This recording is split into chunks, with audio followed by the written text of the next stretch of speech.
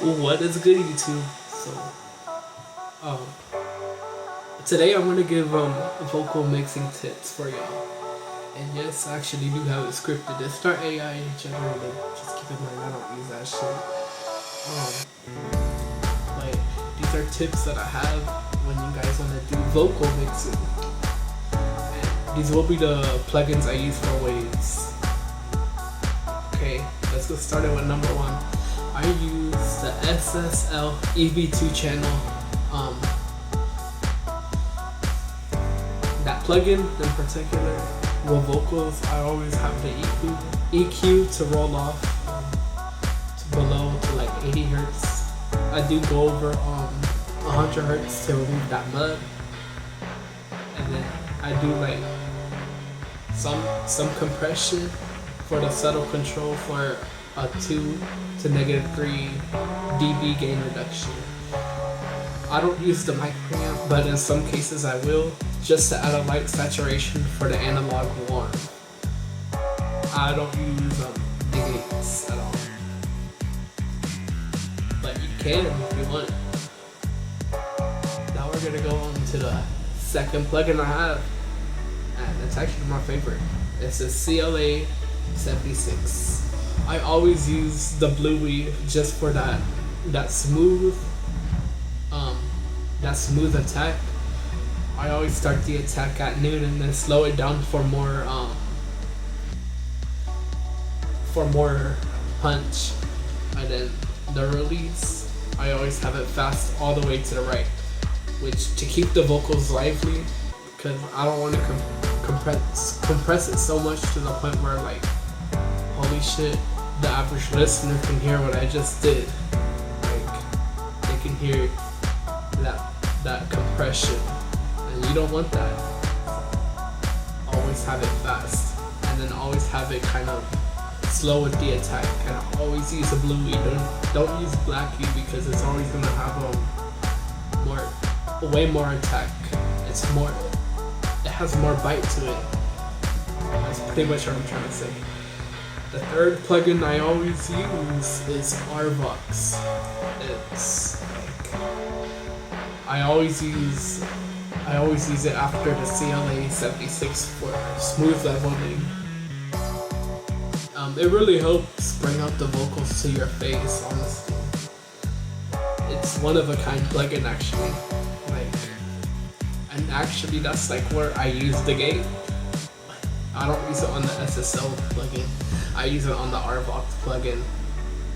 And now we're gonna move on to the Butch Vig vocals. Man, I love this plugin actually. It's my most favorite one, and I'm excited to give you tips. So I have always liked the saturation effects they have. Only use it super slightly. You don't want to go overboard. I always go up to like 5%, close to 0, pretty much, because if you go all the way up, it's gonna be fucking you're not gonna like the sound. The presence, I love it. The presence knob really adds that. It really adds that mid EQ rise. It's just like, think about it. Like the presence, I have a feeling it's in the 1K range in the EQ band. I feel like it just boosts it up close to like the 2K range. It's actually really smooth. It doesn't go overboard unless you want it to go overboard. I don't, but it's really smooth when you literally just turn it. The air knob, oh, that's my favorite knob. It really brings out those details at the really high end part of the vocals. I really like how it kind of brings out the nasally sound. Some people don't like that. I'm kind of weird, so I do like it. But the air knob, you can use it too. Don't get me wrong. Depending on the singer, you're not gonna hear too much of a nasally sound. but it's really gonna bring out the high end, like basically bringing that classic console sound to your DAW. And now we move on to the R compressor. Man, I love that compressor. It's so smooth. It's perfect. Literally perfect. It's like you can barely tell I compressed it at all. Like I could compress vocals with it. You can barely tell depending on how I have it. I always have the settings on the bottom set to smooth, and then I have it set to electro. Those are my good settings for that plugin. And it really actually glues the vocals to the mix. Really, really good. It's perfect. And then now we move on to R bass. I love R bass. I always use it on kick drums, bass guitars. I do use it on bass lines, but the thing is with bass lines, sometimes with the 808s, I'm missing that that information on the 32 hertz range. Some of the songs I did, they didn't have that, so I had to use R bass, and it really helped with bass lines. That was just an extra I added. It's not included with my vocal tips. Now we move on to the J3017. Let me tell you, I always use that. Like, depending on the song, it's always good to like use that. If it's like a song that wanna be an 80s song, literally, and the big 2025, which I don't have an issue with that, but there's people that do that. I always use it on the masters, and I use it on the vocals. With the vocals, it really adds that tapeworm and a slight compression. I don't use the wow and flood. I just like it because it just like, I always use it for like some slight saturation and some slight distortion and more. The distortion part, what I'm saying is, I meant to say freaking saturation. Saturation, I'm stupid as hell. I didn't meant to say distortion. But anyways. Now we're gonna move on to the reverb send tips. Let's get to it. So there's two reverbs that I love to use, and my DAW I'm running right now is Studio One Pro 7. And it's really, I love that DAW. I might end up moving to Pro Tools, but I'm not sure at the same time, even though I love Pro Tools. The Room Reverb plugin, it's stock with Studio One. I love that plugin to death. I always use it for sends and my Atmos mixes and the stereo mixes. It's pretty much, you can like literally fine tune the little virtual space box that it visualizes, and you can see it. Like you can literally do anything to that box. It's perfect, and it does support Atmos up to 9.1.6, which is what my DAW supports. I don't have that, obviously, as you can tell. My second reverb, my second favorite reverb I love to use is H reverb. It actually sounds analog compared to Room Reverb at the same time, even though Room Reverb is my favorite reverb plugin. Honestly, I don't use the pre-delay sometimes, but I always like to have a separate plugin with delays. When I'm mixing an Atmos, I always use a surround delay it comes with. I love that plugin. It's honestly, I could get something better, but I'll stick to that plugin. If it works and sounds good to me, I'm keeping it. And then what I do for EQ of the reverb's return, I roll off lows below the 200 hertz range, and I always tame the highs about above 8 kilohertz.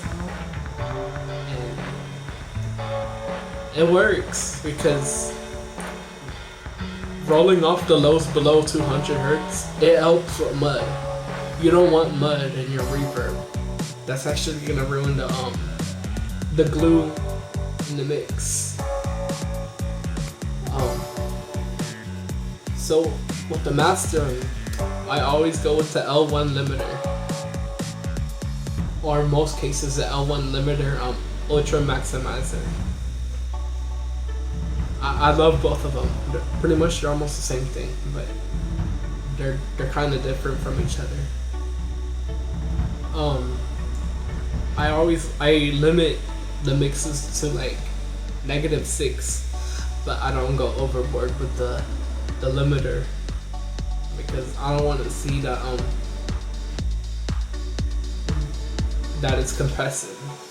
I just want to limit it so it just doesn't go above that ceiling. I do kind of go down with the I'm kind of confused with me.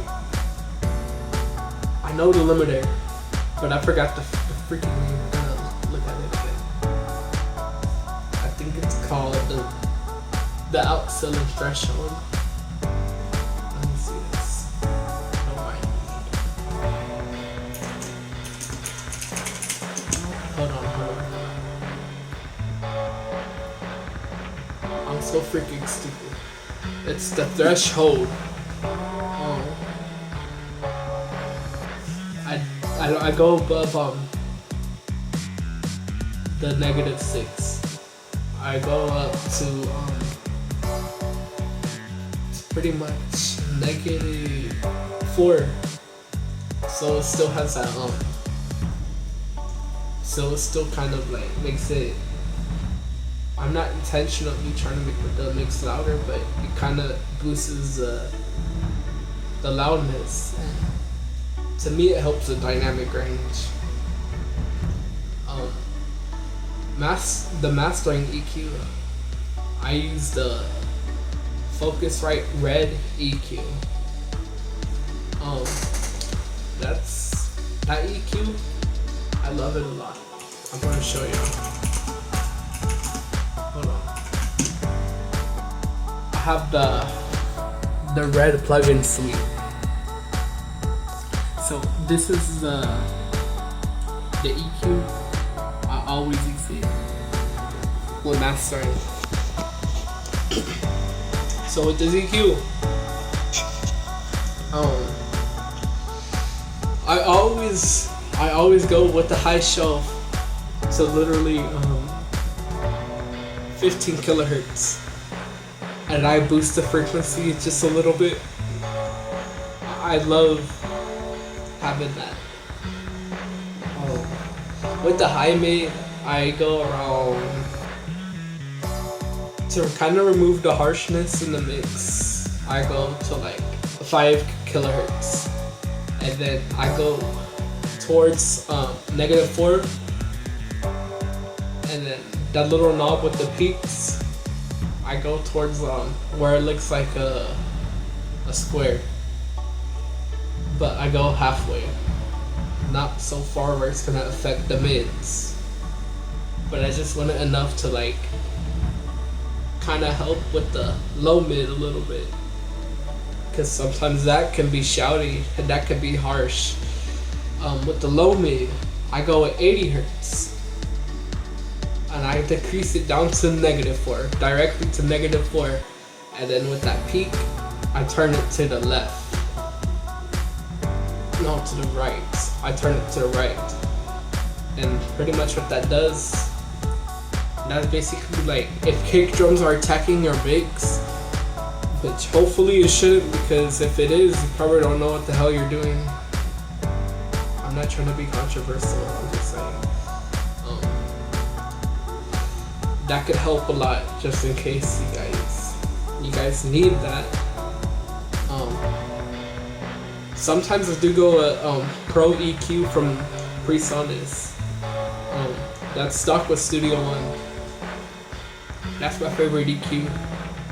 I do use F6 for backing vocals. The backing vocals, I made a preset where I cut off 200 hertz. Closely cut off 200 hertz. You don't want that to completely go away. What else? So I use the SSL compressor from Waves. It's a separate compressor from that EVT channel. It's like, honestly, that compressor, I actually love it. But with mastering, if you're gonna use it on mastering, you don't want it to touch 5. You don't want it to touch like 4. You want it to touch like at least 3 at max. You don't want to go over 3. Over 3, you're gonna start to hear a lot of attacking, or in most cases, it just won't sound right. But and then whenever when I widen stuff up in the mix, the overall mix, I use binaural pan from Studio One, or I use the S1 Imager. They're both my favorite plugins. With the binaural pan, I always go to 150%.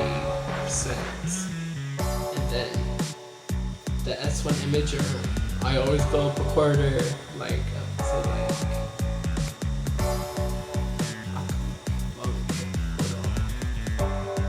I go up to like at least 40%.